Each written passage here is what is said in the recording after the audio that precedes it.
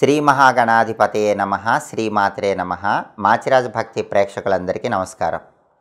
November 26వ తేదీ ఉదయం 11:22 నవగ్రహాలలో శుక్రుడు తులారాశిలో నుంచి వృశ్చిక రాశిలోకి ప్రవేశిస్తున్నాడు. అంటే శుక్రుడు వృశ్చిక రాశిలోకి మారుతున్నాడు. ఈ సందర్భంగా శుక్రుడి సంచారంలో మార్పు ద్వాదశ రాశుల మీద ఎలాంటి ప్రభావాన్ని కలిగింపజేస్తుందో, అలాగే శుక్రుడు అనుకూలించే రాశులేంటో, అనుకూలించని రాశులేంటో, అనుకూలించని రాశుల వాళ్ళు ఎలాంటి పరిహారాలు చేసుకుంటే శుక్రుడు యోగిస్తాడో, శుక్రుడు అనుకూలించే రాశుల వాళ్ళు ఇంకా ఎక్కువ అద్భుత ఫలితాలు రావాలంటే శుక్రుడికి సంబంధించిన ఎలాంటి సులభమైన విధి విధానాలు పాటించాలో ఈ వీడియోలో మనం తెలుసుకుందాం.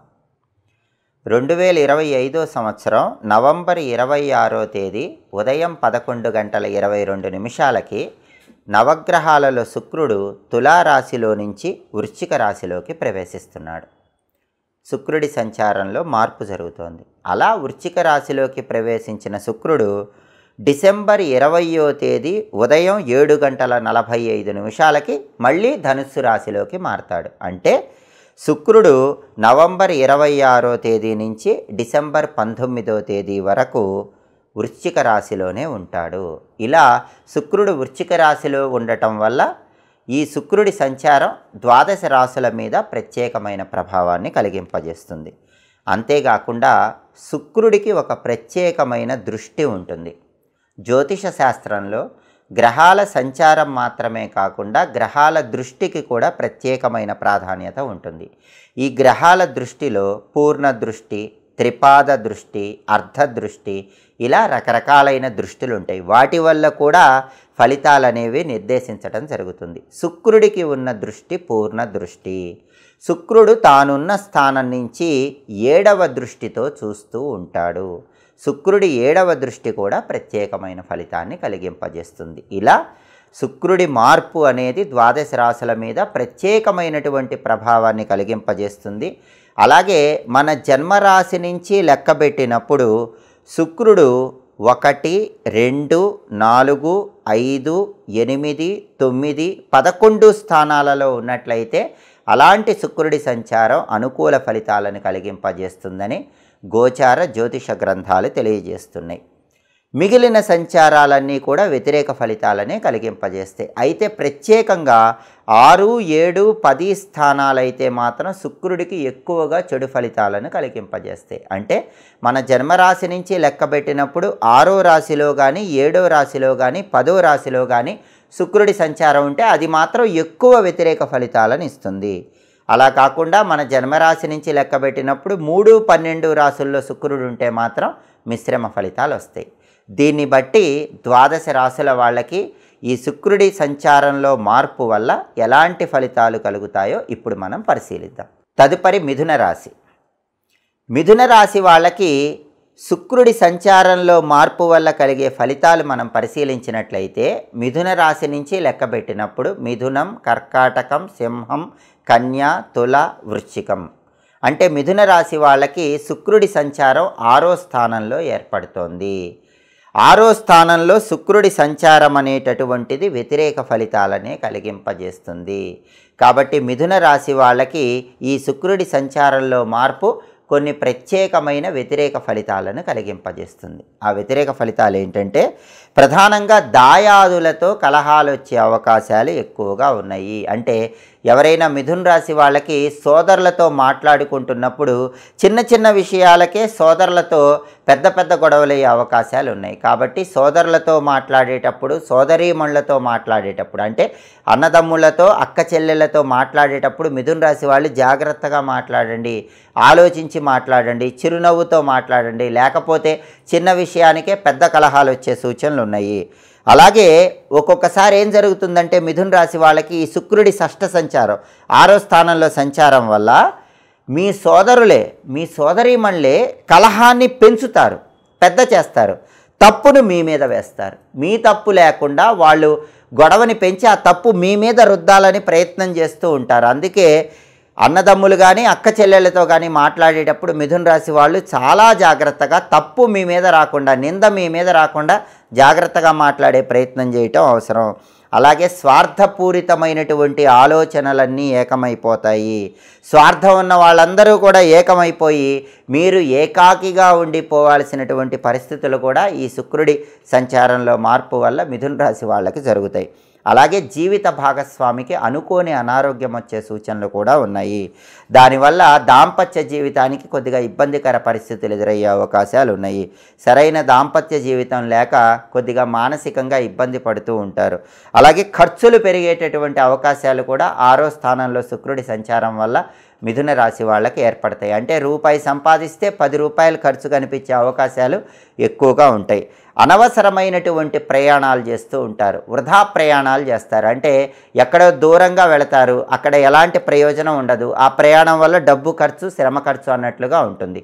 ఇటువంటి వ్యతిరేక ఫలితాలన్నీ కూడా పొందుతూ ఉంటారు. అలాగే కళారంగంలో కూడా సినిమా, టీవీ రంగాల్లో, సంగీత నాట్య రంగాల్లో అవకాశాలు వచ్చినట్టే వస్తాయి, కానీ రావాల్సినటువంటి ప్రయోజనాలు కనిపించవు. ఇలా శుక్రుడి 6వ స్థాన సంచారం అనేది మిథున రాశి వాళ్ళకి వ్యతిరేక ఫలితాలనే నవంబర్ 26వ తేదీ నుంచి డిసెంబర్ 19వ తేదీ వరకు కలిగింపజేస్తుంది. ఈ వ్యతిరేక ఫలితాలని పోగొట్టుకోవటానికి శుక్రుడికి సంబంధించిన ప్రత్యేకమైన శక్తివంతమైన పరిహారాలు చేసుకోవాలి. ఆ పరిహారాలు చేసుకుంటే శుక్రుడిచ్చే వ్యతిరేక ఫలితాలన్నీ తొలగింపజేసుకొని పూర్తిగా అనుకూల ఫలితాలు సిద్ధింపజేసుకోవచ్చు. శుక్రుడికి సంబంధించిన శక్తివంతమైన పరిహారాలను పరిహార శాస్త్రంలో చెప్పారు. గోచార శుక్రుడిచ్చే వ్యతిరేక ఫలితాలను తొలగింపజేసుకోవటానికి, అనుకూల ఫలితాలు రెట్టింపు చేసుకోవటానికి నానబెట్టిన అలసందలు అంటే నానబెట్టిన బొబ్బర్లు గోమాతకు ఆహారంగా తినిపిస్తూ ఉండాలి. వీలైనప్పుడల్లా నానబెట్టిన అలసందలు గోవుకు తినిపిస్తూ ఉంటే శుక్రుడు విశేషంగా యోగిస్తాడు. అలాగే ప్రతిరోజు కూడా శుక్రహోర అని ఒక ప్రత్యేకమైన సమయం ఉంటుంది. ఆ శుక్రహోర చాలా శక్తివంతమైన సమయం. ప్రతిరోజు శుక్రహోర వస్తుంది. ఏ రోజైనా శుక్రహోర ఉన్న సమయంలో 1.25 కేజీ అలసందలు అంటే బొబ్బర్లు తెల్లటి వస్త్రంలో మూటగట్టి బ్రాహ్మణుడికి దానమిస్తే శుక్రుడు సంపూర్ణంగా యోగిస్తాడు. శుక్రుడిచ్చే వ్యతిరేక ఫలితాలన్నీ తొలగింపజేసుకోవచ్చు. అలాగే ఒక శక్తివంతమైన శుక్రుడికి ప్రియమైన దానం బ్రాహ్మణుడికి ఇవ్వటం ద్వారా కూడా ఆదాయ మార్గాలు పెరుగుతాయి, ఖర్చులు తగ్గుతాయి, కుటుంబ కలహాలు తొలగిపోతాయి. అలాగే ఆరోగ్య ప్రాప్తిని సిద్ధింపజేసుకోవచ్చు, రాజవైభవం పొందవచ్చు. ఆ ప్రత్యేకమైన శుక్రుడికి సంబంధించిన దానం ఏంటంటే ఒక అరటి ఆకు తీసుకోవాలి. ఆ అరటి ఆకులో 1 కేజీ బియ్యం ఉంచాలి, తెల్లటి వస్త్రాలు ఉంచాలి, సెంటు బాటిల్ ఉంచాలి, కుంకుమ పువ్వు ప్యాకెట్ ఉంచాలి. ఈ వస్తువులన్నీ అరటి ఆకులో ఉంచి ఎవరైనా బ్రాహ్మణుడికి దేవాలయ ప్రాంగణంలో దానమిస్తే దీన్ని శుక్రుడికి సంబంధించిన శక్తివంతమైన దానం అంటారు. ఈ శక్తివంతమైన దానం అనేది పూర్తిగా శుక్రుడి వ్యతిరేక ఫలితాలు తొలగింపజేసి అన్ని రకాలుగా అనుకూల ఫలితాలను కలిగింపజేస్తుంది. అంతేకాకుండా శుక్రుడి సంపూర్ణమైన అనుగ్రహం కలగాలంటే రోజు స్నానం చేసేటప్పుడు 2 పాల చుక్కలు నీళ్ళల్లో వేసుకుని ఆ నీళ్ళతో స్నానం చేయండి. ఇంకా వీలైతే సెంటు కొద్దిగా నీళ్ళల్లో వేసుకొని ఆ నీళ్ళతో స్నానం చేయండి. పన్నీరు అంటారు, ఆ పన్నీరు నీళ్ళల్లో కలుపుకొని స్నానం చేయండి. ఇలా ఎలా స్నానం చేసినా శుక్రుడి విశేషమైన అనుగ్రహానికి పాత్రలు కావచ్చు. అలాగే స్నానం చేసే నీళ్ళలో కొద్దిగా కుంకుమ పువ్వు పొడి కలుపుకొని ఆ నీళ్ళతో స్నానం చేసినా ఉత్తమ ఫలితాలు కలుగుతాయి. అదేవిధంగా శుక్రుడి సంపూర్ణమైన అనుగ్రహం కలగాలంటే అనాథ బాలికలు లేదా అనాథ బాలురు, అనాథ పిల్లలకి మీ చేత్తో పాలు దానం ఇవ్వండి లేదా పండ్లు దానం ఇవ్వండి. అనాథ బాలబాలికలకు మీ చేత్తో పాలు కానీ పండ్లు కానీ దానం ఇచ్చినట్లయితే శుక్రుడి వ్యతిరేక ఫలితాలన్నీ తొలగింపజేసుకొని శుక్రుడు విశేషమైన యోగదాయకమైన ఫలితాలు ఇస్తాడు. అలాగే అనాథ శరణాలయంలో ఉన్నటువంటి వృద్ధులకి అన్నదానం చేయండి. దానివల్ల కూడా శుక్రుడి సంపూర్ణమైన అనుగ్రహానికి సులభంగా పాత్రలు కావచ్చు. అలాగే ప్రతిరోజు కూడా ఓం ఘం శుక్రాయ నమః అనే మంత్రం 20 సార్లు చదువుకోండి. ఓం ఘం శుక్రాయ నమః. అద్భుతమైన ఫలితాలు కలుగుతాయి. అలాగే ప్రతి గ్రహానికి అధిష్టాన దైవం ఉంటుంది. శుక్రుడికి అధిష్టాన దైవం రాజరాజేశ్వరి అమ్మవారు, లలితాదేవి. అందుకే రోజు ఓం శ్రీ రాజమాతంగ్యై నమః అనే మంత్రం కానీ శ్రీమాత్రే నమః అనే మంత్రం కానీ 11 సార్లు చదువుకొని పని మీద వెళ్తే శుక్రుడు విశేషంగా యోగిస్తాడు. రాజరాజేశ్వరి అమ్మవారి ఆలయ దర్శనం కూడా శుక్రుడిని సంపూర్ణంగా ప్రసన్నమయ్యేలాగా చేస్తుంది. అలాగే స్తోత్రాలలో కమలా మహాదేవి స్తోత్రము అని ఒక ప్రత్యేకమైన స్తోత్రం ఉంటుంది. ప్రతి గ్రహానికి అంతరిక్ష అధిదేవతలు ఉంటారు. శుక్రుడికి అంతరిక్ష అధిదేవత కమలామహాదేవి. అందువల్ల ఎవరైతే ప్రతిరోజు కమలామహాదేవి స్తోత్రం వింటారో లేదా చదువుతారో వాళ్ళకి సంపూర్ణంగా శుక్రుడిచ్చే వ్యతిరేక ఫలితాలు తొలగింపజేసుకొని అనుకూల ఫలితాలు సిద్ధింపజేసుకోవచ్చు. కాబట్టి శుక్రుడి సంచారంలో మార్పు వల్ల వ్యతిరేక ఫలితాలున్నా అనుకూల ఫలితాలున్నా ఈ పరిహారాల్లో ఏవైనా పాటించండి. అనుకూల ఫలితాలు రెట్టింపు అవుతాయి, వ్యతిరేక ఫలితాలు సంపూర్ణంగా తొలగిపోతాయి. శుక్రుడి అనుగ్రహానికి సులభంగా పాత్రలు కావచ్చు. ఎప్పటికప్పుడు గ్రహాల సంచారంలో మార్పు ద్వాదశ రాశుల మీద ఎలాంటి ప్రభావాన్ని కలిగింపజేస్తుందో తెలుసుకోవాలనుకుంటున్నారా? గ్రహాల సంచారంలో మార్పు బట్టి ఏ రాశులకు ఆ గ్రహం యోగిస్తుందో ఏ రాశులకు యోగించదో తెలుసుకోవాలనుకుంటున్నారా? ఆ గ్రహానికి సంబంధించిన పరిహారాలు తెలుసుకోవాలనుకుంటున్నారా? అయితే మాచిరాజు భక్తి ఛానల్ తప్పకుండా చూడండి. మా వీడియోస్ మీకు నచ్చినట్లయితే మా ఛానల్ లైక్ చేయండి, కామెంట్ చేయండి. మా ఛానల్ వీడియోస్ 10 మంది మిత్రులకు షేర్ చేయండి. మా ఛానల్ సబ్స్క్రైబ్ చేసుకోండి. పక్కనున్న బెల్ సింబల్ నొక్కటం మాత్రం మర్చిపోకండి. సర్వే జనాః సుఖినో భవంతు. స్వస్తి.